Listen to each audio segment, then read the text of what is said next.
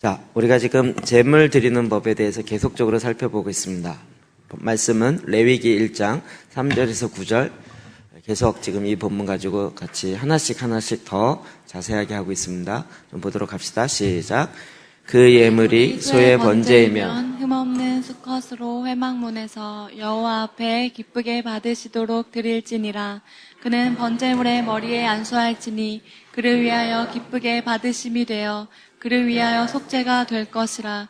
그는 여호와 앞에서 그 수송아지를 잡을 것이요 아론의 자손 제사장들은 그 피를 가져다가 회막문 앞 제단 사방에 뿌릴 것이며 그는 또 그 번제물의 가죽을 벗기고 각을 뜰 것이요 제사장 아론의 자손들은 제단 위에 불을 붙이고 불 위에 나무를 버려놓고 아론의 자손 제사장들은 그 뜬 각과 머리와 기름을 제단 위에 불 위에 있는 나무에 버려놓을 것이며 그 내장과 정강이를 물로 씻을 것이요 제사장은 그 전부를 제단 위에서 불살라 번제를 드릴지니 이는 화제라 여호와께 향기로운 냄새니라. 아멘. 네.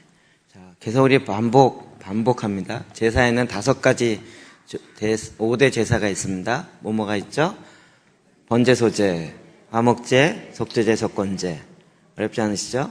번제 소제 항상 같이 하라 그랬어요. 번제와 소제는 주로 같이 하기 때문에 번제 소제. 그다음에 화목제, 속죄제, 속건제 이렇게요. 드리는 방법은 화제와 완전히 태워서 드리는 화제, 그 다음에 요제, 거제, 전제 4가지 계속 지금 설명드리고 있습니다. 지난주에 우리가 그 제물을 드릴 때 6개의 단계를 계속 보고 있습니다. 첫 번째, 제사를 드리려 오는 제사자가 그 머리에 안수하여서 죄를 전가한다 라고 했죠. 그래 가죽을 벗긴다. 두 번째가 토막을 내고 각을 뜬다. 내장을 씻는다. 양쪽 다리를 씻는다. 머리를 드리고 그 다음에 기름을 드린다. 6개의 단계입니다. 그 중에 우리가 지난번에 지금 2번을 했었습니다. 잡고 가죽을 벗긴다. 옛자를 죽인다 라는 거죠. 이제는 개념이 확실히 오죠. 옛사람은 바뀌어달라고 기도하는 것이 아니라 죽여달라고 표현이 좀 그런데 죽여달라고 기도하셔야 돼요. 옛사람은 옛 육체의 욕망은 그리스도와 함께 십자가에 못 박혀 죽이는 것입니다. 죄에 대해서 죽고 옛 자아가 죽는 거죠. 육에 속한 사람, 육. 그리고 이제 내 마음의 권리를 나의 주인 되신 예수님께 온전히 드려지는 것. 그것이 이제 죄를 전가하고 가죽을 벗기는 이 작업과 같이 관계가 연결되어 있었습니다. 요거 이제 개념은 딱 들어오시죠? 이게 빨리빨리 그림으로 혹은 내용으로 딱 들어와 있어야 우리가 언제든지 기도할 때 제물로 드려지는 기도를 익숙하게 또 깊이 있게 할 수 있기 때문에 계속 반복합니다. 지난주에 각을 뜬다. 토막을 내고 각을 뜬다. 이게 이제 핵심적으로 교만한 마음, 거만한 마음, 목이 굳어져 있는 백성, 그 마음을 잘라낸다는 거죠. 그것이 이제 마음의 할례와 깊이 있게 연결되어 있었고, 그래서 굳은 마음을 제거하시고 하나님이 거기에 부드러운 마음을 하나님의 영으로 부어주셔야 우리가 그 마음을 받는다. 그래서 계속 그때 제가 간증하면서 우리가 착각하지 말아야 할 것은 내가 착한 마음, 선한 마음, 정직한 마음을 만들어낼 수 있다라고 생각하는 게 착각이라는 거죠. 정직의 영이 들어와야 되고 하나님께서 온전케 하는 하나님의 영에 하나님의 마음이 부어질 때 우리가 그 마음으로 새로워진다. 이렇게 이야기를 드렸습니다. 이것도 이해되시죠? 마음의 할례를 받아야 돼요. 마음의 할례. 할례에 대해서 다시 확실하게 좀 정리가 됐고 또 하나님이 왜 할례를 요구하시는가? 왜죠? 목이 굳은 마음, 목이 굳은 백성으로는 하나님의 뜻을 이룰 수가 없는 거죠.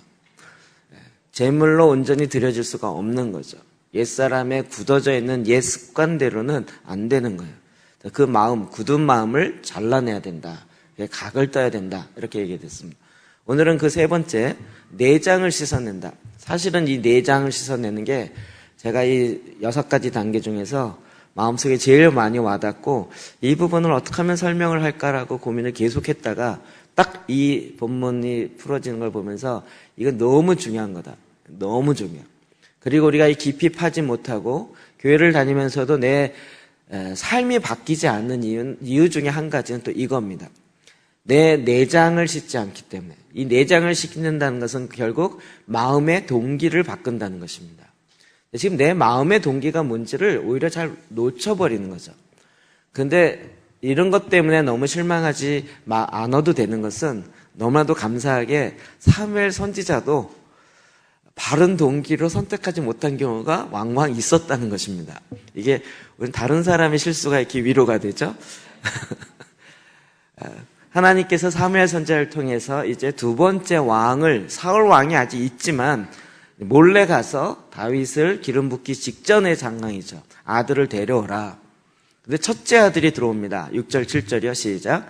그들이 오매 사무엘이 엘리압을 보고 마음에 이르기를 여호와의 기름 부으실 자가 과연 주님 앞에 있도다 하였더니 여호와께서 사무엘에게 이르시되 그의 용모와 키를 보지 말라. 내가 이미 그를 버렸노라. 내가 보는 것은 사람과 같이 아니하니 사람은 외모를 보거니와 나 여호와는 중심을 보느니라 하시더라. 네. 첫째 장남 엘리압을 보자마자 사무엘의 마음에 과연 주님 앞에 있도다. 와, 너무 확신이 들었어요. 사무엘의 마음에 여호와의 기름 부을 자가 과연 주님 앞에 있도다. 이 첫째 예구나 맞구나라고 그 사무엘 선지자의 마음에 확신이 들은 것 같아요. 거의.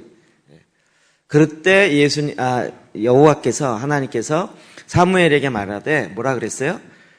용모와 키를 보지 말라. 결국 사무엘이 지금 뭘 본 거죠? 용모와 키를 본 거죠. 그러니까 엘리압이 굉장히 잘생긴 것 같아요. 우리 중에 누가 있을까요?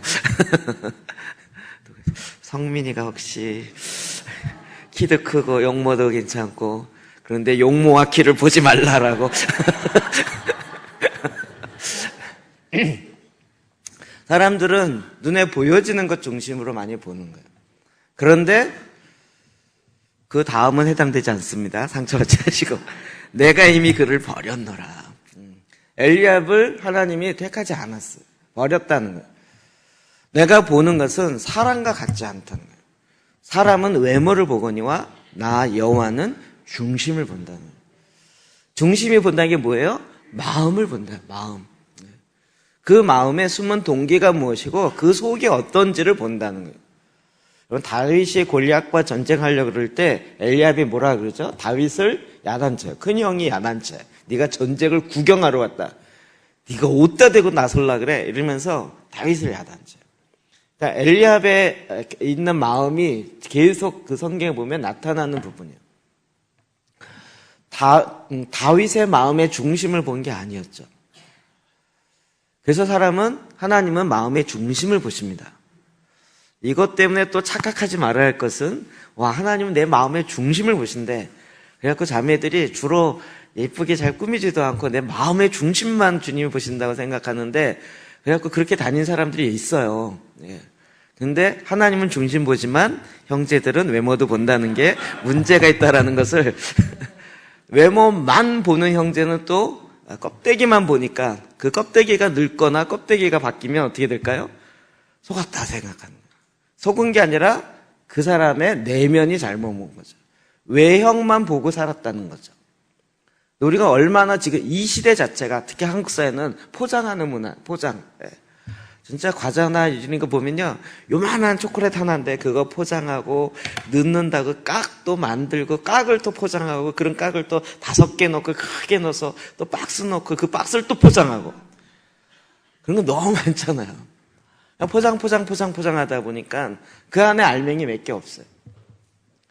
주로 이제 우리가 그런 문화가 너무 익숙한 거죠. 근데 하나님은 뭘 봐요? 여호와는 중심을 본다. 마음의 중심을 본다는.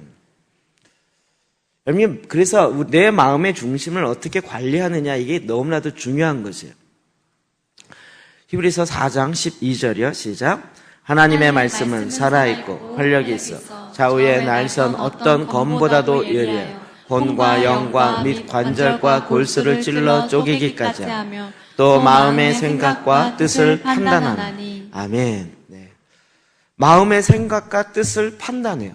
마음의 생각을 판단해요. 누가요? 하나님의 말씀이 살아있기 때문에. 그러니까 우리가 기도재단하면 성경을 자꾸 읽으면 뭐가 판단이 돼요? 내 마음에 거짓되어진 생각들, 잘못되어진 마음의 동기, 이런 것들이 말씀으로 말미암아 자꾸 나타나요. 그러니까 진동이 온다는 거예요. 아, 내가 전에는 말씀을 몰랐을 땐 이게 굳이 뭐 큰 죄라고 생각이 안 들었던 거죠. 근데 뭐 이 정도 뭐 괜찮지 않아? 라고 했던 건데 그 말씀이 들어오고 말씀의 기준을 우리가 너무 내려놓은 것에 대해서 자꾸 들어와요. 또 마음의 뜻. 내가 어떨 때는 내가 무슨 마음을 갖고 있는지를 나도 모를 때가 너무 많아요. 근데 하나님의 말씀이 그것을 판단하고 그것을 드러내게 해줘요. 그러니까 내 마음에 숨은 동기, 마음속에 깊이 있는 동기, 자기도 자기를 모르게 이렇게 최면시키는 경우도 많이 있거든요. 물론 속에 그런 마음을 갖고 하는 경우 대부분이에요. 사람이 아무리 양심이 굳어 있어도 마음의 생각을 대부분 알아요. 그 안에 정말 뭐가 있는지 알아요. 이걸 너무나도 자기 자신을 속여서 가면을 자기 얼굴이라고 생각하는 경우도 참 많이 있지만, 그러나 그 마음의 중심에 진짜 물어보면요, 진짜 자기가 뭘 갖고 있는지 알아요. 제가 진짜 대학 2학년 때 저희 모교에서 전도사를 했거든요. 근데 그때 제 신앙에 가장 회의가 있을 때가 그때였거든요.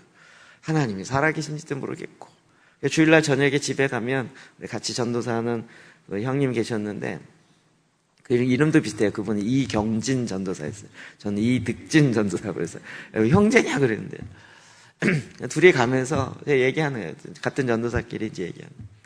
그 형님은 이제 군대 갔다 와가지고 군대에서 예수님을 아주 기적적으로 만나갖고 그래서 신학교를 가서 이제 전도사로 되고, 저는 이제 그 교회 초등학교 2학년 때부터 계속 다녀갖고 모교에서 전도사 돼서 계속 묻는 거예요, 제가. 그 형님은 워낙 이게 체험이 있으니까 확고하는 거, 확실하다. 내가 계속 따지는 거예요. 진짜 하나님 계셔? 하나님 진짜 전도사인데 안 믿어진다 이거. 그리고 이게 어떻게 되냐 이거. 그리고 그 다음 주일날 또 유초동부 전사였는데, 그때는 제가 중고등부였거든. 그 형님이 이제 유초등부였고, 중고등부 전도 설교할 때는 예수를 믿으세요 이러면서 근데 진짜 어느 날 설교를 그렇게 했어요. 예수님을 믿어야 된다. 근데 속에서 너는 믿냐 이게 이렇게 오는데, 그러면 또 가면서 나 전도사 못하겠다. 왜 그러냐고 또 막 위로해줘요. 그러면 또 그 위로받는 게 또 좋아. 그러면 또 괜히 힘든 것 같아 막 이러면서. 근데 진짜 속에서요, 너는 믿냐 이게. 근데 말로는 예수 믿으세요 그러는데 이 속에서는요, 내 마음의 생각과 뜻이 아니라는 게 내가 알겠어요. 이게 얼마나 괴로워요. 어떻게 하면 내가 빨리 그만둘까? 또 그만둘 수 없으니까 어떻게 하면 이제 군대를 가야겠다. 군대가 도피처였죠. 마음의 뜻과 생각을 자꾸 드러내죠. 그런데 문제는 그거를 어떻게 처리하는지를 우리가 배워본 적이 없어요. 마음의 중심을 보셔서 내 마음의 중심이 이게 말씀이 아니네? 라고 했을 때 이걸 바꿔야 되는데 어떻게 바꾸는지 잘 몰랐다는 거죠. 누가복음 2장 34절, 지난번에도 한번 봤던 말씀입니다. 시작. 시므온이 그들에게 축복하고 그의 어머니 마리아에게 말하여 이르되 보라, 이는 이스라엘 중 많은 사람을 패하거나 흥하게 하며 또 칼이 내 마음을 찌르듯 하리니 이는 여러 사람의 마음의 생각을 드러내려 함이니라 하더라. 아멘. 시므온, 예수님이 시므온 우리 그때 아들 시므온한테 들었던 기억나시나요? 메시아를 네가 볼 거다. 보기 전에 안 죽을 것이다. 그래갖고 70인경을 이게 번역했던 그 사람이라는 거 아니겠어요? 200몇 년을 살면서 계속 메시아가 오는 걸 보기를 기다렸던. 근데 메시아가 어린 아이의 그 예수님의 모습을 보면서 그가 고백했던 것 중에 하나가 칼이 내 마음을 찌르듯 하라는 거예요. 칼이 내 마음을 찔러. 아니, 성경이 이러니 예수를 어린 아이 그 메시아를 봤으면 오 할렐루야, 하늘엔 영광이요 땅엔 평화로다 이러면서 좋아해야 될 거 아니에요. 근데 그가 고백하는 게 뭐냐면 칼이 내 마음을 찌르듯 하니 이는 여러 사람의 마음의 생각을 드러내려 함이니. 여러 사람의 마음의 생각을 특히 누구를 드러내요? 바리새인, 종교인들. 예수님이 그냥 욕을 바가지로 하시죠. 욕을 너무 세련되게 했어요. 제가 욕을 배워본 적이 없어갖고요. 예수님의 욕은 배우고 싶은 마음이 들어요. 이 독사의 자식들아, 뭐 이러면서. 회칠한 묻어 막. 약간 우리보다 심한 것 같아요. 이 죽일 놈, 우리 죽을 놈 이러잖아요. 근데 거기는 이미 죽여갖고 장사질해서 회칠한 무덤이 수준이 굉장히 있어요. 이게 잘 들어보면 여기 아닌 것 같은데 사람들은 존경했어요. 믿음의 사람이고 종교적 지도자라고 존경했어요. 그런데 예수님이 오셔서 그 마음의 생각을 드러내게 하시고 그 마음이 찔리니까 그 마음을 바꾸기보다는 예수를 죽여야 되겠다라고 모의하고 결국은 제사장과 바리새인들에 의해서 죽이는 거죠. 여러분, 마음의 중심이 이제는 내 안에서 이게요, 우리가 제물로 드릴 때 이것을 씻어야 돼요. 씻어야 돼요. 하나님이 우리의 마음의 동기, 중심을 씻을 수 있는 기회를 자꾸 주세요. 하나님은 우리의 마음의 중심을 깨끗하게 하는 것에 진짜 누가 그런 식으로 표현했더라고요. 이 더러워진 죄의 마음을 무슨 빨래비누가 깨끗하게 해줘야 되는데 무슨 세제가 어떤 세제를 쓰면 내 마음이 깨끗해질까 이런 식으로 옛날 표현했잖아요. 근데 주님은요 그걸요 우리가 씻게 하시는 거예요. 마음의 이 내장을 누가 씻어야 된다고요? 내가 씻어야 돼요. 그래서 하나님은 그 마음을 바꿀 수 있는 기회를 자꾸 주세요. 이거 진짜 드라마틱한 게 요나서입니다. 요나서. 우리 지난번 4장을 깊이 못 봤는데 4장 한번 6절부터 봅시다. 시작. 하나님 여호와께서 박넝쿨을 예비하사 요나를 가리게 하셨으니 이는 그의 머리를 위하여 그늘이 지게 하며 그의 괴로움을 면하게 하려 하심이었더라. 요나가 박넝쿨로 말미암아 크게 기뻐하였더니 하나님이 벌레를 예비하사 이튿날 새벽에 그 박넝쿨을 갉아먹게 하심에 시드니라. 해가 뜰 때에 하나님이 뜨거운 동풍을 예비하셨고 해는 요나의 머리에 쪼임에 요나가 혼미하여 스스로 죽기를 구하여 이르되 사는 것보다 죽는 것이 내게 나으니이다 하니라. 하나님이 요나에게 이르시되 내가 이 박넝쿨로 말미암아 성내는 것이 어찌 옳으냐 하시니 그가 대답하되 내가 성내어 죽기까지 할지라도 옳으니이다 하니라. 여호와께서 이르시되 내가 수고도 아니하였고 재배도 아니하였고 하룻밤에 났다가 하룻밤에 말라버린 이 박넝쿨을 아꼈거든. 하물며 이 큰 성읍 니느웨에는 좌우를 분변치 못하는 자가 12만여 명이요 육족도 많이 있으니 내가 아끼는 것이 어찌 합당치 아니하냐. 우리가 배경은 잘 아시죠? 4장 1절을 제가 메시지 성경으로 보면 요나는 화가 치밀어 올랐다. 그는 분을 터뜨리며 하나님께 소리를 질러댔다. 하나님, 내 이럴 줄 알았습니다. 고국에 있을 때부터 이렇게 될 줄 알았습니다. 그래서 내가 다시스로 도망치려고 했던 것이 아닙니까?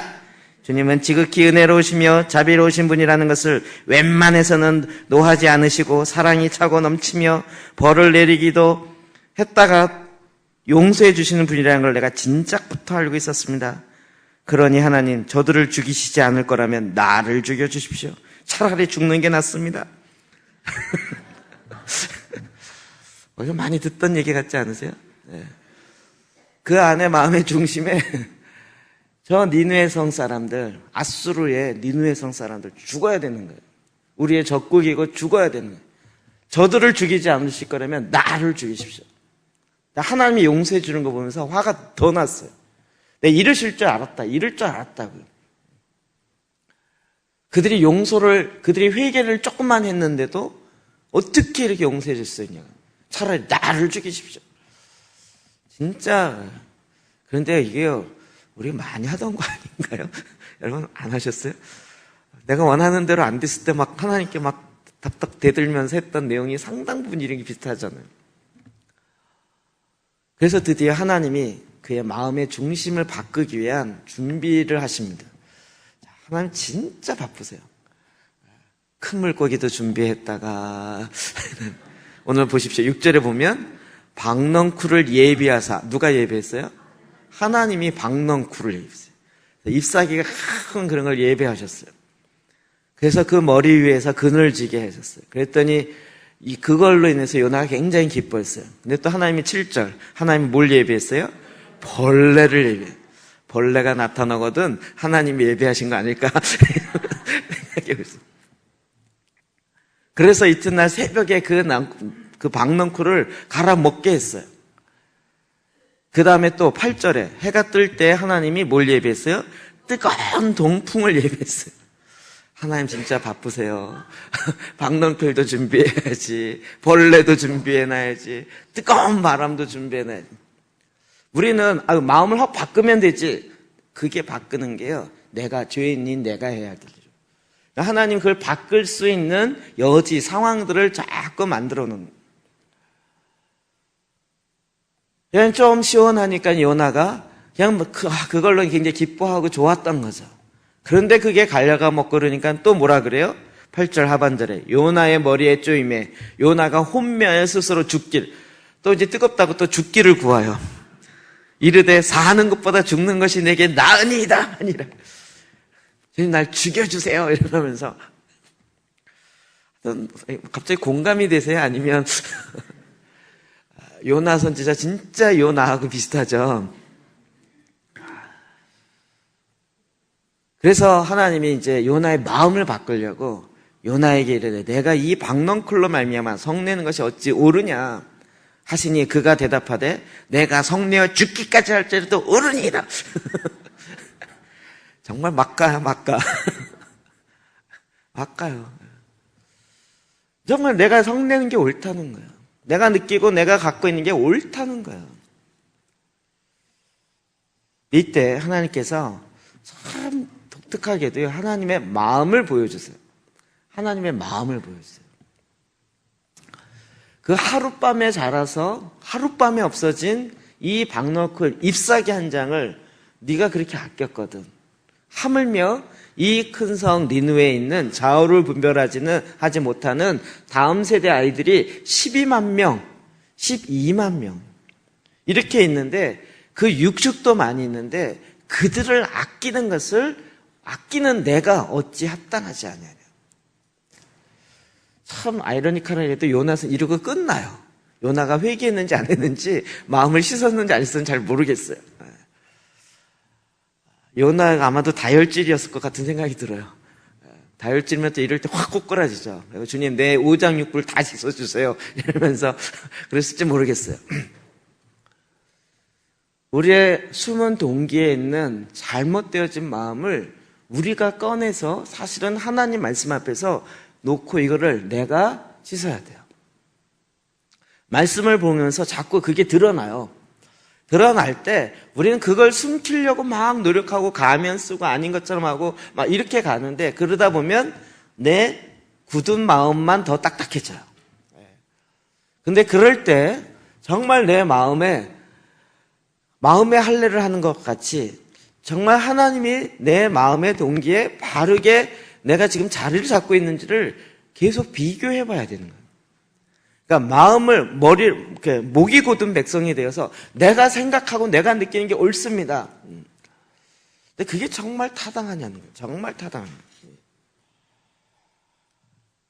우린 조금 이런 부분을 조금만 경험해보고 조금만 이렇게 돌아보면 너무나도 쉽게 알 수 있는 영역들이 많은데 진짜 안 돌아봐요.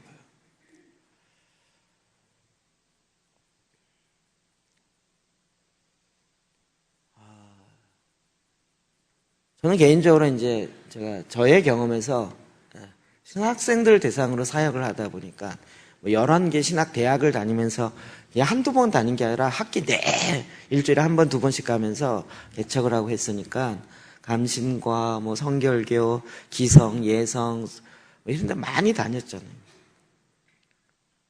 진짜 저는 진짜 총신만이 최고인 줄 알았어요.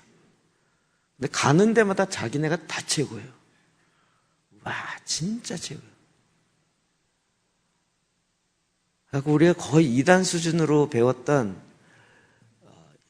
기하성, 여의도 모험 쪽에 한 세대랑 대저동에 있는 처음에 시작할 거기도 갔었어요. 거기 갖고 여기는 이단에 가깝다고 생각하니까 여기는 좀 겸손하겠지 이럴 줄 알았더니 가서 딱 물어봤더니 세계에서 제일 큰 교회가 우리 교단에 있다는 거야. 뭐 씨알도 안 맥혀요. 거기는 진짜. 자기가 경험하고 자기가 생각하는 울타리 안에서 자기가 최고야. 그 최고라는 틀을 절대 깨지 않아요. 몇몇 사람과 좀 얘기해보고 조금만 열린 마음으로 봐도 아 이게 어떻게 거니라고 좀 고민을 해볼 수 있을 만한 일인데 그렇지 않아요. 안 가요. 안산에 성시아 모임 하면서요, 목사님들이 같이 모여서 한 달에 한 번씩 조찬 모임을 하면서 교회를 돌아다녔어요.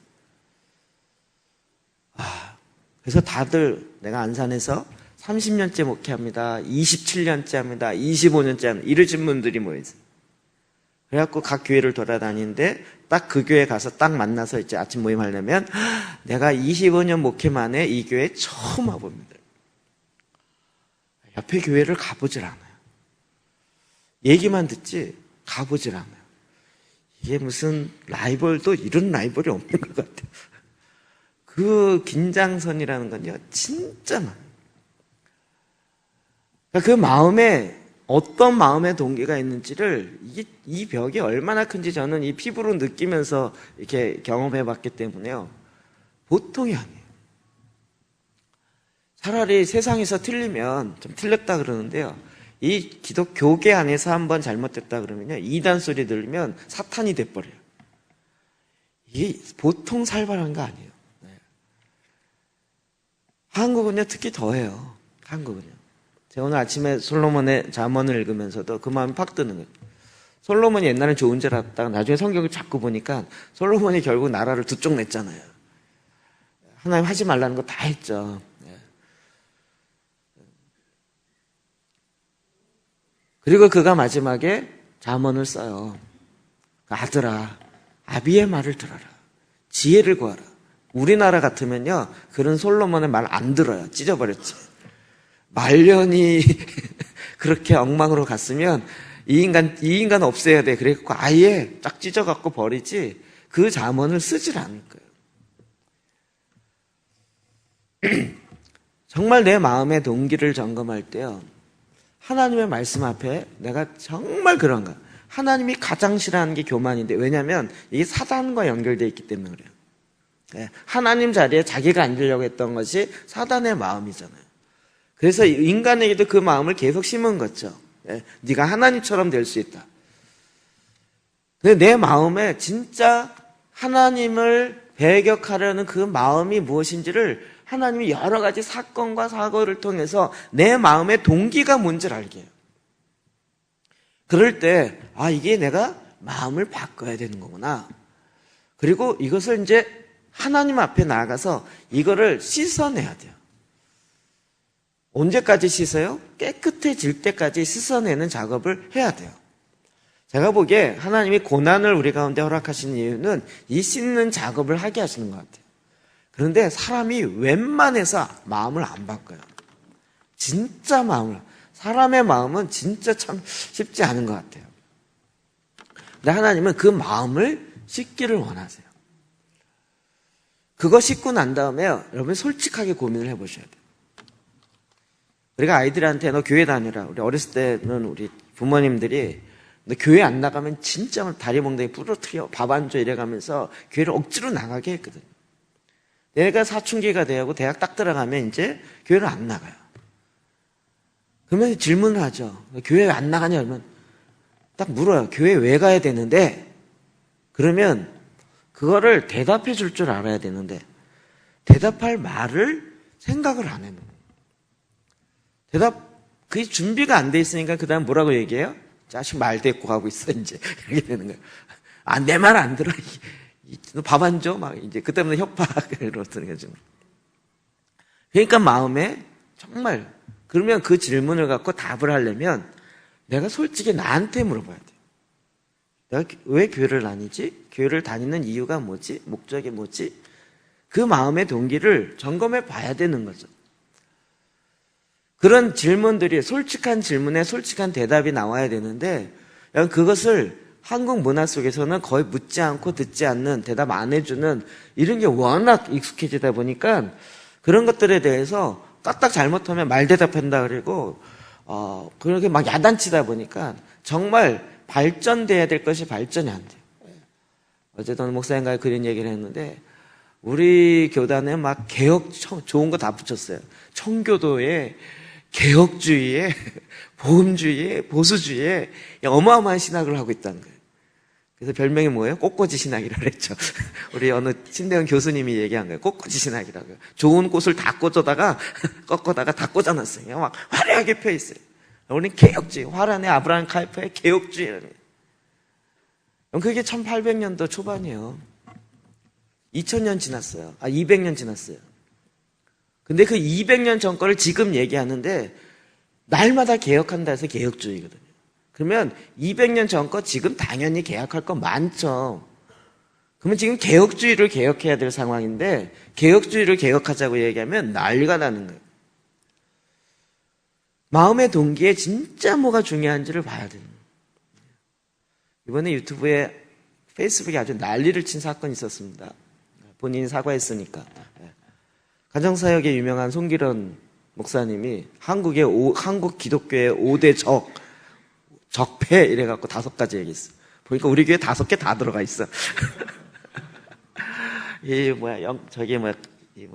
자막 뜨는 거. 자막 뜨는 거. 드럼이 적폐고, 또 뭐가 적폐더라? 5가지. 자기가 욕먹을 각오하고, 물매 맞을 각오하고 한다고 얘기를 해버렸어. 그래서 최근에, 엊그젠가 그제 사과 또 문장을 또 올렸어요. 자기가 다른 거와 틀린 것은 틀린 게 아니고 다른 거라고 그렇게 강의 때 얘기했는데 자기가 그걸 놓쳐버렸다고 그러면서 이제. 마음의 동기에 뭐가 있는지를 봐야 되는 거예요. 자기는 나이가 있고 그래서 드럼으로 예배 드리는 게 너무 귀가 아프고 너무 힘들다는 거예요. 그래서 드럼이 적폐야. 하나님께 예배하는 것에 방해가 된다. 그래서 드럼이 적폐입니까? 요즘 유행어의 적폐가.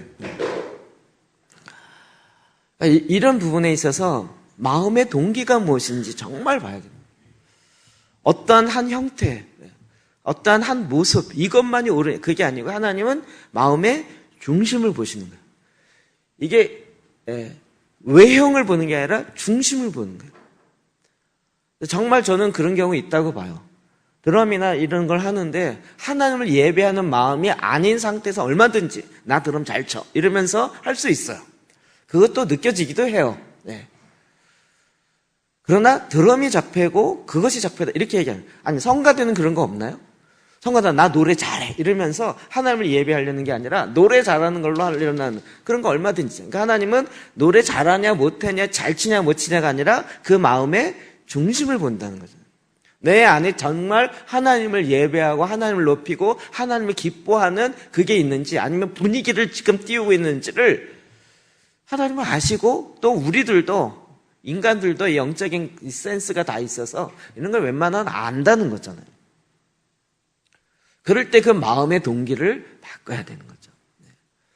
그럼 이것 성경에 주님 앞에 올려드릴 때 계속 내 내장을 씻어내라는 거예요. 내장을 씻어내라. 그럼 마음의 잘못된 동기를 바꿔본 사람을 만나야 돼요. 여기 우리 청년부 자녀들, 형제들이 마음의 변화를 해본 사람을 만나야 돼요. 승승장구해서 한 번 재수도 안 해보고 한 번 떨어져 보지도 않고 이런 사람들은요 늘 지가 옳은 줄 알아요. 지가 최고인 줄 알고. 내 인생에 이렇게 실수가 있고, 내가 하는 모든 것이 다 옳은 게 아니구나라는 것을 깨달아서 정말 내 마음의 중심을 돌아볼 줄 아는 자기의 내면을 돌아볼 줄 알아야 되는데, 지금의 이 사회가요, 그것과는 반대로 가기 시작합니다. 그러니까 지금 이게 하나님께 제물로 올려드려야 되고, 마음의 내장을, 마음의 동기를 씻어야 되는데, 도대체 뭘 씻어야 될지를 모르는 거예요. 성경에 계속 봅시다. 시편 24편 3절이요. 4절 시작. 여호와의 산에 오를 자가 누구며 그의 거룩한 곳에 설 자가 누구인가. 곧 손이 깨끗하며 마음이 청결하며 뜻을 허탄 데 두지 아니하며 거짓 맹세하지 아니하는 자로다. 마음이 청결하고 하나님의 산에 오를 자, 하나님의 음성을 듣고 하나님의 기도 제단 가운데 하나님의 말씀하심을 받을 수 있는 자가 누구냐? 마음이 청결한 자예요. 무슨 얘기예요? 하나님이 말씀하실 때 그 말씀 앞에 내가 경배함으로 듣고 준행하고 실천할 수 있는 그 마음의 준비가 되어 있는, 그리고 그것이 자기의 욕심이 아니고 정말 순전한 동기로 가는 자에게 하나님이 말씀해줘요. 이게 사람이 똑같아요. 사람이 희한하게요, 자기가 듣고 싶은 말만 들어요. 이거 아줌마들하고 모임 해보면 굉장히 재밌어요. 한마디 했는데 꼭 나중에 이렇게 하면 꼭 반대로 얘기해요. 왜요? 자기가 듣고 싶은 말만 듣는데 그것도 다 듣는 게 아니라 한 부분 듣고 앞하고 뒤를 자기가 붙이는데 나중에 반대로 붙여. 네. 왜요? 마음의 청결함. 차라리 물어보면 되는데 꼭 또 그렇게 얘기해놓고 그게 또 맞대. 내가 항상 틀릴 수 있다는 걸 인정하고 그럴 땐 물어보면 돼요. 물어보는 게 뭐 이렇게 창피한 게 아닌 거죠. 하나님의 말씀을 들을 때 우리가 왜 못 들어요? 하나님이 말씀하지 않아서 못 듣는 게 아니라 내 마음이 청결하지 않기 때문에. 하나님 말씀하십시오. 그러면 듣겠네. 이렇게 돼야 되는데 하나님이 말씀 아무리 해도 난 모르겠어. 나는 나와 상관없으면 난 안 들어야 돼. 난 듣고 싶은 것만 들을 거야. 하나님이 얘기하고 있는데도 안 들린다는 거죠. 왜요? 내 마음은 지금 딴 데 집중하고 있는 거예요. 우리 그럴 때 많잖아요. 뭐 어떤 걸 집중하고 있으면 누가 뭐라고 불러도 안 들리잖아요. 내가 지금 이 세상의 일에 집중하고 있으니까 하나님 말씀하는 게 아무리 말씀해도 안 들리는 거예요. 반대로 하나님의 말씀을 들을 수 있는 자는 그 마음이 청결한 자예요. 마음이 청결한 자. 올해 기도 제단 하면서 계속 내 마음을 깨끗하게 정결하게 씻어야 할 것들이 이거죠. 그래서 마태복음의 5장 8절이요. 시작. 마음이 청결한 자는 복이 있나니 그들이 하나님을 볼 것이며. 하나님을 볼 수 있는 자, 하나님의 임재 가운데 나갈 수 있는 것은 마음의 청결함이에요. 마음의 동기를 깨끗하게 씻은 자들이요. 디모데전서 1장 5절이요. 시작. 이 교훈의 목적은 청결한 마음과 선한 양심과 거짓이 없는 믿음에서 나오는 사랑이거늘. 아멘. 그래서 청결한 양심, 청결한 마음, 선한 양심, 이렇게 모여져 있는 그 공동체와 같이 모임을 해야 돼요. 그런 공동체 가운데 같이 들어가 있어야 된다.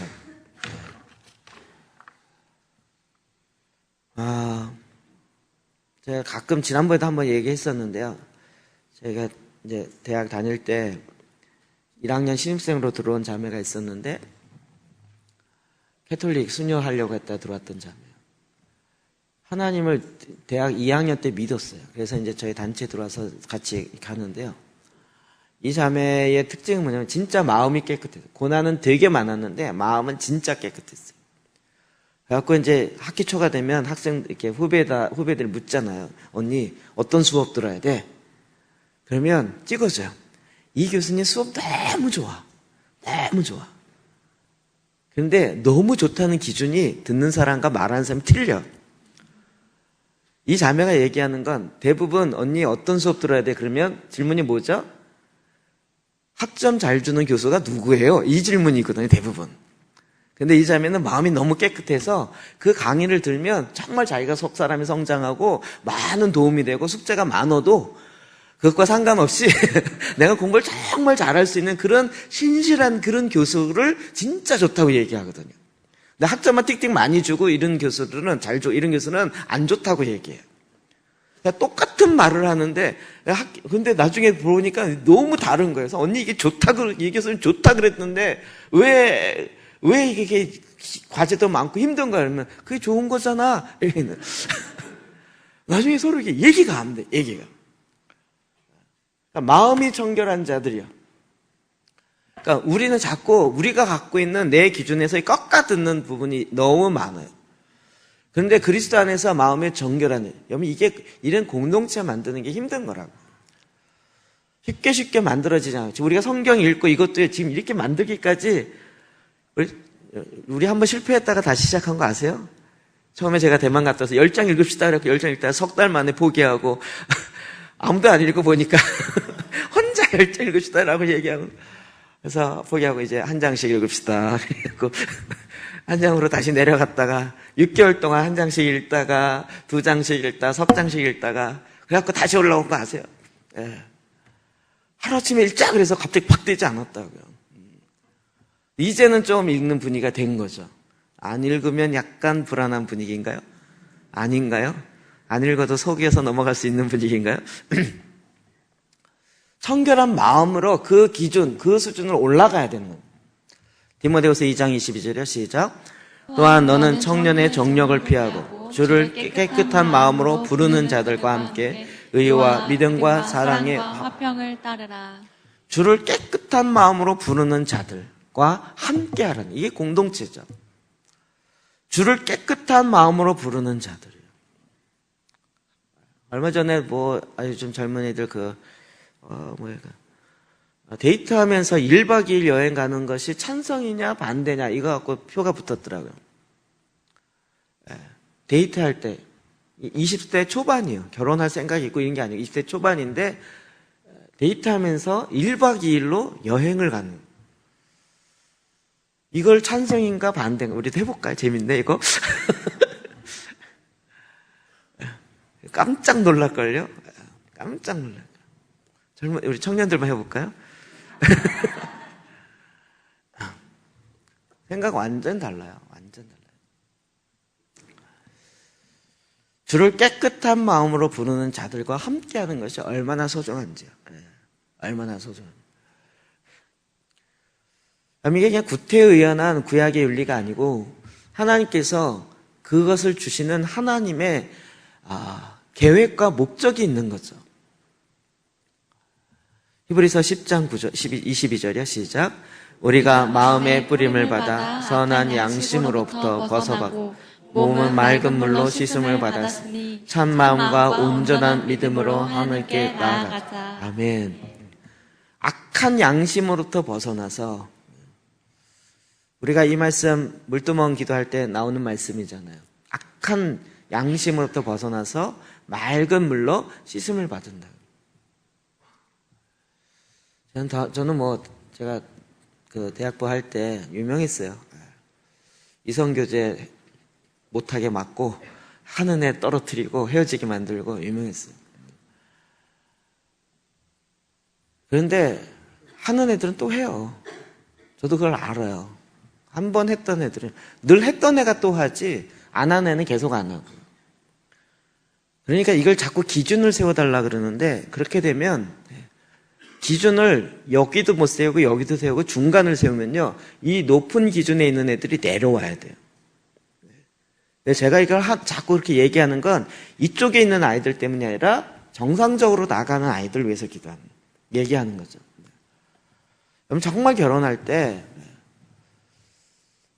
그래서 지난번까지 매번 절기되면 찾아왔던 그 부부가 있었는데 그 자매가 그 메시지를 정확하게 듣고 이해를 했어요. 그래서 그 자매 그렇게 기도했어요. 하나님 나는 첫 번째 첫사랑과 결혼하게 해주세요. 이렇게 기도했어요. 첫 키스하는 그 사람과 결혼하게 해주세요. 라고 기도했어요. 그리고 그 기도가 이루어졌어요. 응답됐어요. 그 주례를 제가 쓰고 그래서 이야기를 아예 당당하게 하고 얼마나 제가 축복해 줬는지 몰라요. 여러분 결혼하기 전에 이 남자 저 남자 많이 만났던 그런 사람을 만나는 게 좋겠어요?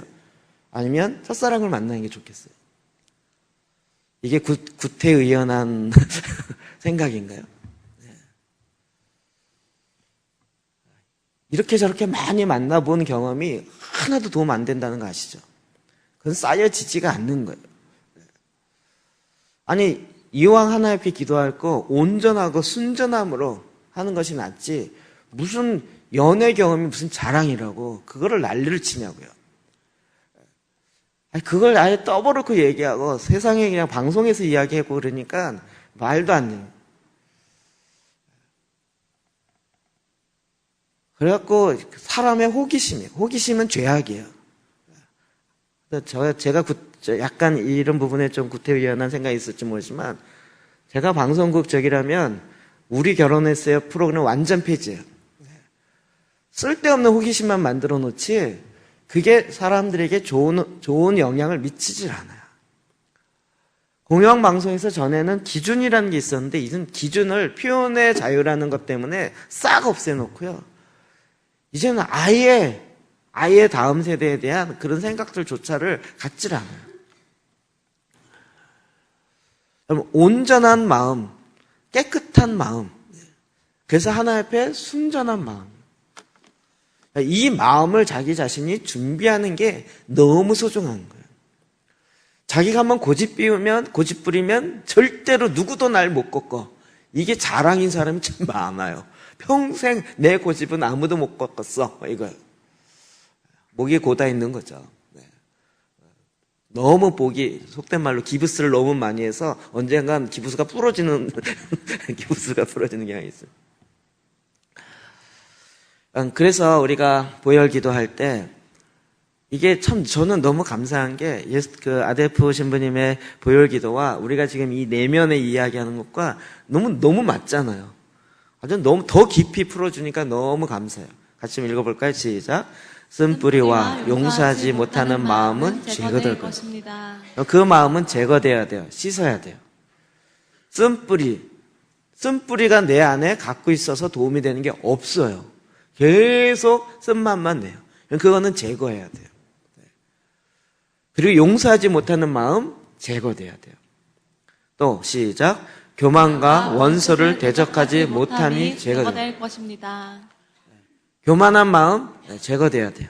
또 시작. 밀과 포도주 창고, 향료와 무기 창고가 지어질 것입니다. 내 마음에 양식이 풍성해요. 내 마음에 향유와 무기 창고가 지어져서 그것으로 풍성해요. 오늘도 제가 설교하다 깜짝 놀랐어요. 딱 저기 앉아 계신 분인데 제가 전에 사역할 때 제 바로 위에 대표 간사님인데 목사님으로 오셨어요. 설교하다 말고 딱 봤는데 제가 잘못 봤나 해서 눈을 한번 비비고 이렇게 했더니 그래서 그때부터 이제 막 제가 약간 떨리면서 약간 이 선배 앞에서 설교하려니까 갑자기 쑥스러워지면서 이걸 어떻게 되나 막 약간 더듬어지고 막 이렇게 되더라고요. 그래서 이제 같이 식사를 하면서 얘기를 좀 한 30년, 20년 전에 만났던 분이니까 그분도 목회를 하고 그래서 이제 저에게 초창기 개척할 때 한 번 왔었는데요. 그리고 6년 만에 오셨어요. 와, 많이 바뀌었다 그러면서 얘기해요. 그래서 이제 얘기해 주면서 어떻게 오셨어요? 그랬더니 우연찮게 유튜브를 보다가 제 설교한 게 있어갖고 이승진 목사 설교했네? 어떻게 하지 요즘에? 봤더니 너무 옛날과는 다르게 너무 확신에 찬 목소리로 뭔가 도를 깨달은 투의 말투로 설교를 하고 있더래요. 그래서 뭐가 있나 보다. 그리고 한번 와봤다는 거예요. 그래서 그 마음에 또 부담이 돼갖고 그냥 그동안 나온 책과 자료를 다 보여주면서 이제 막 설명을 해드렸죠. 하고 제가 설명을 해주다 보니까 막 또 지치더라고요. 막 1시간 설명해 주다 보니까. 제 안에 향유와 무기 창고들이 많아갖고요. 보혈기도 설명해주고, 기도재단 설명해주고, 또 막 이거 설명해주고, 트랜스포메이션 설명해줬더니 나중에 이분이 헷갈려갖고, 막 아데프 신부님이 트랜스포메이션을 했다고 막 이러면서. 아니, 그게 아니고요. 이게. 국가 번역을 위해서 보혈기도를 해야 된다. 아니, 그게 아니고요. 이게 좀. 근데 이제, 정말 굉장히 우리 안에도 많은 창고가 지어지잖아요. 그렇죠? 그래서 그때마다 무슨 무기를 꺼내야 할지를 알게 되는 거죠. 이때는 보혈기도, 이때는 예수기도, 이때는 말씀기도, 이때는 제사장기도. 그뿐만 아니라 그 말씀으로 말미암아 내 안에 차 있는 창고들이 넘치는 거죠. 하나님 내 마음을 그렇게 하길 원하셨어요. 막 쓴뿌리와 하늘을 읽고 내가 원수를 갚아버려야 말 거야 이렇게 갖고 있는 게 아니라 내 마음이 말씀으로 하나님의 이 풍성함으로 가득 차기를 원하는 거예요. 제가 나온 책 다 해갖고 한 10몇 권을 그냥 다 드렸어요. 가지고 우리는 책 주면 너무 좋아하니까.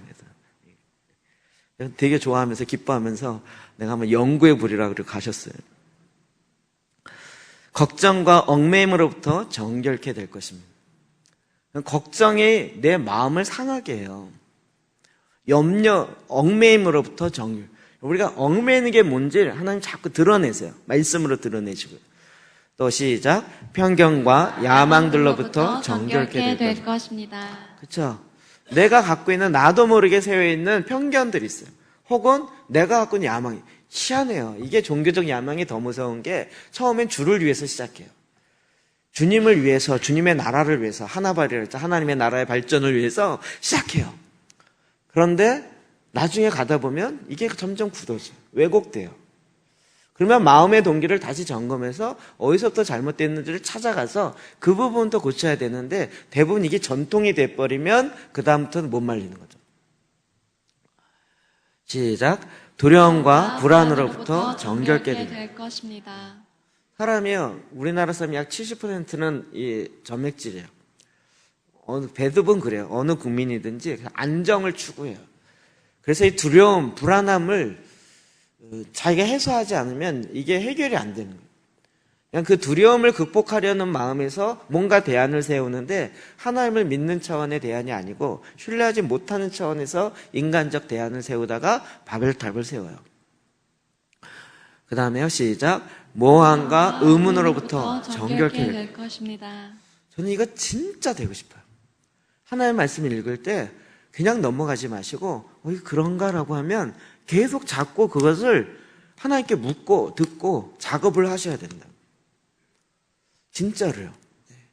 하나님께 계시를 들었다 할지라도 이 계시가 말씀 가운데 근거해서 그리고 이 계시가 내 안에 충분히 인격적으로 담아질 때까지 그거를 갖고 내 안에 내 걸로 소화하고 만들어내면서 가야 된다고요. 시작. 영의 다양한 음식을 저장하는 창고가 지어질 것입니다. 영의 다양한 음식들이에요. 그래서 진짜 어떨 때 하나님의 치유케 마음에 굳은 마음을 고치시면 치유케 원하시면 또 치유의 마음 또 나누기도 하시고 제가 1층에 음악을 틀 수 있도록 저기 해놨어요. 제 집에 있는 CD를 다 갖다 놨어요. 여러분도 옛날 CD 있으면 갖다 놓으시라고 얘기하면 버리기 직전에 그거 다 갖다 놓을 줄 알았는데 요즘 CD 안 듣고 다 MP3 시대니까 음악이 주는 유익이 있어요. 음악이 주는 유익이요. 아침에 저는 딱 들으면 음악을 틀어요. 그래서 이제 주일날 아침에 이럴 때는 뭐 어떻게 하지만 또 그렇지 않을 때는 일반 음악 틀어요. 그러면 그 음악이 주는 마음의 풍성함이 있어요. 음악을 딱 틀어놓고 아침에 커피 한 잔 딱 들고 앉아서 밖을 딱 보면서 있으면 마음에 힘이 싹 쏟아요. 기도 재단만 해서 쏟는 건 아니고요. 이런 것도 통해서도 마음이 리플레시가 돼요. 창고에 상을 쌓는다고요. 시작. 모든 헛된 것으로부터 정결케 될 것입니다. 또요, 시작. 귀하고 아름다운 보배들로 채워질 것입니다. 보배들로 채워져요. 내 마음에. 하나님은 내 마음에 이런 것들을 가득 채우시려고 이미 모든 걸 예비하고 준비하셨어요. 또 시작. 내게 윗셈과 아랫셈에 주어질 것입니다. 하나의 윗셈, 위에 있는 셈과 아랫셈. 여러분 그 홍수 때도 위에 있는 셈과 아랫셈이 둘 다 터졌다 그러지. 이 천지의 창조 원리와 우리 몸에 있는 이 상복부와 하복부에 있는 이것이 같이 연결되어 있어요. 이건 나중에 조금 더 설명할게요. 그 다음에 시작. 내 허리는 백합화로 두른 밀당 같고 내 배에서 생수의 강이 흘러나올 것입니다. 아멘. 우리의 마음의 중심에서부터 생수의 강이 흘러나와요.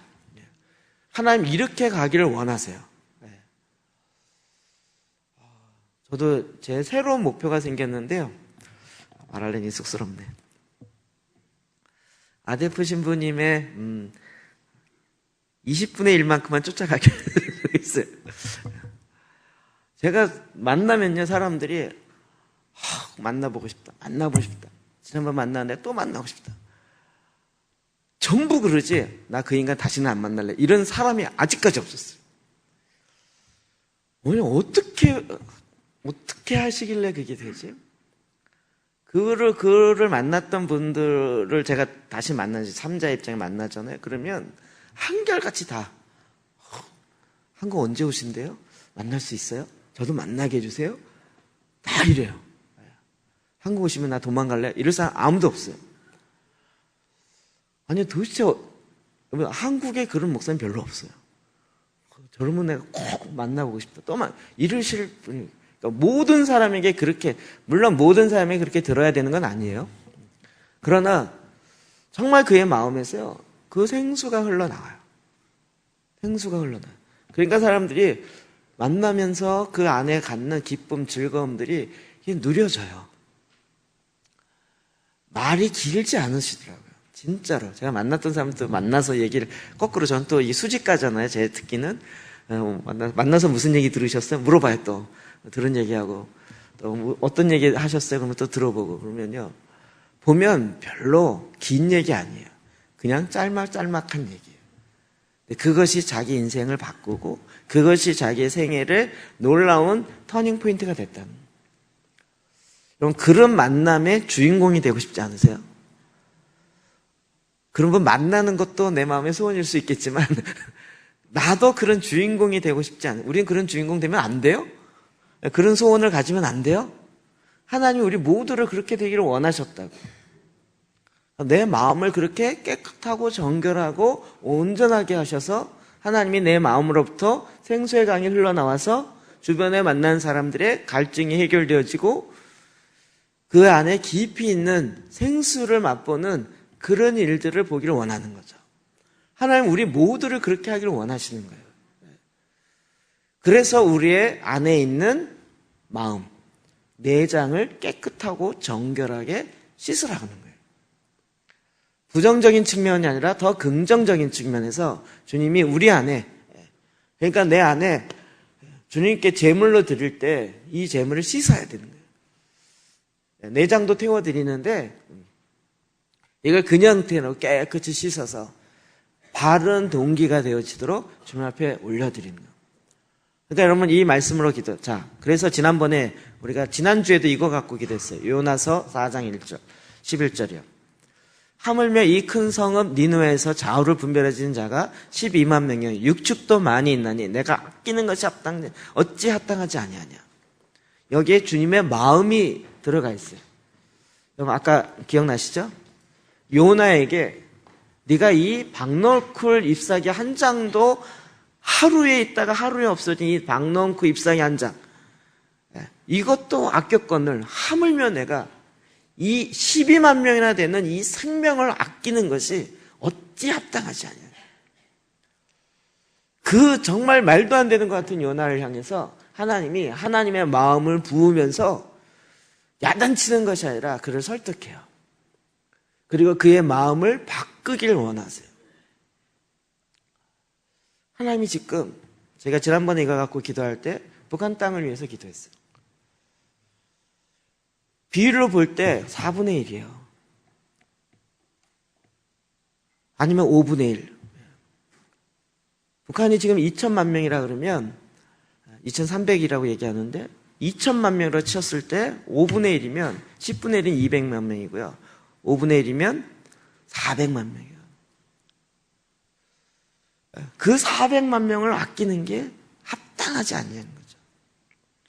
뿐만 아니라 하나님께서 지금 다음 세대나 또 다른 나라나 여러 가지 이 일에 있어서 하나님이 지금 이렇게 아끼고 생명을 귀하게 여기는 건 하나님의 마음인 거예요. 근데 내가 갖고 있는 민족적 관심 때문에 주님 멸하지 않으려면 날 죽이십시오.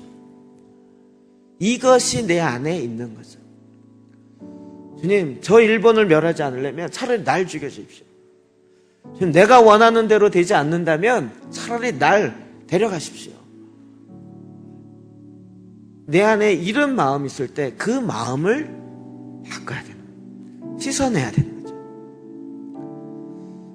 정말 하나님의 눈물이 있는 것에 나의 눈물이 있기 원한다면 그것이 드러날 때 하나님은 그것을 깨끗하게 맑은 물로 씻으라는 거예요. 그와 같은 생각들 각을 뜨라는 거예요.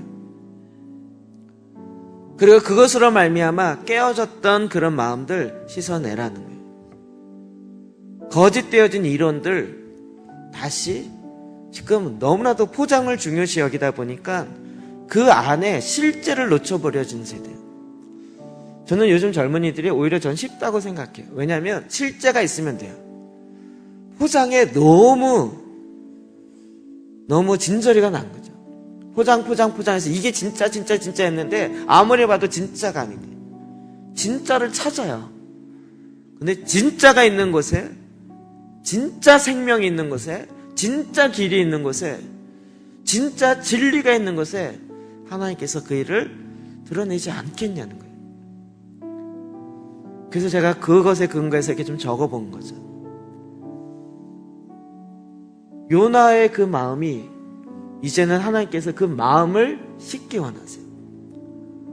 생명을 소중히 여기고 하나님이 원하셨던 그 마음을 제가 보기엔 상처 입은 치유자 같은 느낌이에요. 요나의 그 완악하고 요나의 그 마음을 하나님께서 보다들으시면서 본인 마음속에 있는 상처, 본인 안에 있는 것들을 열어놓는 거예요. 마치 예수님이 하신 것처럼. 이게 헨리 나윤의 책 제목이잖아요. 상처 많이 받은 사람이 주님 앞에 나가서 주님 내가 이렇게 아픈데 주님 뭐 하셨어요? 막 따지고 있을 때 주님이 아무 얘기 없이 그가 아팠다라고 얘기하는 그 부분에 본인의 붕대를 풀으시는 거예요. 거기에는 더 큰 상처가 있어요. 나로 말미암은 더 큰 상처. 그 마음을 우리 가운데 부으시고 그래서 다시 주님의 온전한 마음으로 회복하길 원하십니다. 이 작업을요 우리가 기도의 제단 가운데 제물을 드릴 때 말씀이 내 안에 부닥쳐 왔을 때 내가 씨름하며 계속 이 작업을 해야 됩니다. 그래서 내 마음에 숨어있는 동기들이 드러날 때 그것을 인해서 놀라고 감추고 숨기려고 하는 것이 아니라 오히려 더 하나님의 원하셨던 그 마음으로 정결하게 씻겨야 되는 겁니다. 이 마음의 동기를 바꾸는 건 얼마나 중요한지 모릅니다. 주님이 이거 가장 왜요? 그래야 그 마음 가운데 주님이 거하실 수 있으니까. 주님이 거하는 처소, 교회, 성전 내 마음이잖아요. 이 마음 가운데 하나님께서 하나님의 마음을 붓기 원해서 그곳에 더러워져 있는 마음, 하나님의 마음이 아닌 이 세상의 사탄의 생각과 사탄의 마음 혹은 육의 생각을 쫓아갔던 그 마음들을 주님께서 깨끗하게 씻기를 원하세요. 내가 씻어야 돼요. 이 시간 요나서 4장에 있는 말씀 다시 한번 좀 가지고 이 본문 갖고 기도합시다. 아까 있었던 그 본문이에요. 요나가 하나님께 대들듯이 이야기했던 그 부분. 그럼에도 불구하고 하나님께서 그 요나의 마음을 만지시면서 이야기하셨던 그 본문 가지고요. 우리 다시 한번 주님 앞에 나가 내 자신의 마음에 숨은 동기들을 씻어내면서 주님 앞에 나가 기도합시다. 기도하시겠습니다.